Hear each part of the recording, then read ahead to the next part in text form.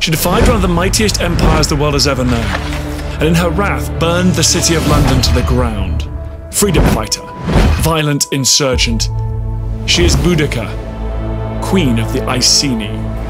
43 AD, Rome begins its conquest of Britain. Less than 2 decades later, in 60 AD, the occupation is rocked by violent rebellion.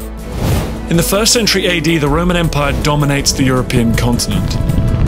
In Britain, local tribes are made client states of Rome, and the area south of what is now Scotland was declared Britannia. Among the tribes living under the Roman yoke are the Iceni. In 30 AD, Boudica is born into a noble Iceni family. Her husband Prasutagus becomes king of the Iceni. Boudica rules as his queen. In exchange for their loyalty to Rome, the Iceni live in peace. But in 60 AD, Prasutagus dies and everything changes. The Romans plunder Iceni lands. Boudica is flogged and her daughters violated.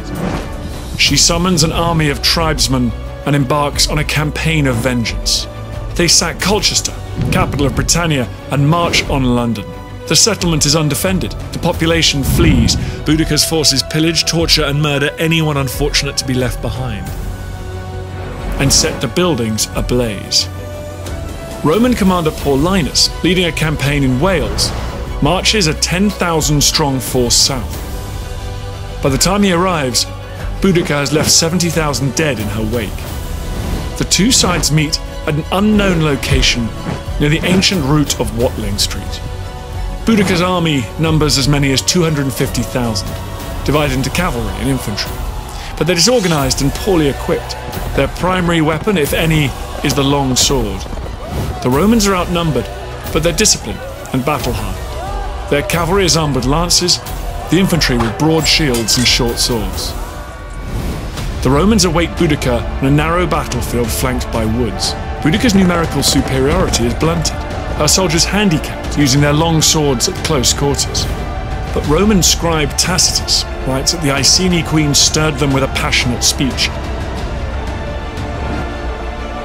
The battle opens with a shower of Roman javelins, followed by a disciplined infantry advance and a ferocious cavalry charge that sends the Britons into a panicked retreat. Boudica has made a deadly error. Her supply wagons are too close to the front line. They block her army's retreat, leaving them at the mercy of the Romans. As many as 70,000 are massacred. Boudica's fate is unknown. Competing claims say she died of wounds or infection, or that she took poison to avoid capture. The rebellion was defeated. Order was restored to the lands of the Iceni and the tribes that had lent their support to Boudica, but her name lived on. In the 19th century, the Victorians reinvented her as Boudica, an embodiment of the power and ambition of the British Empire, and a statue of her mounted outside the Houses of Parliament. In the very city she razed to the ground. No one knows where Boudica is buried, but there are plenty of theories. One claims that her grave lies beneath platform 10 at King's Cross Station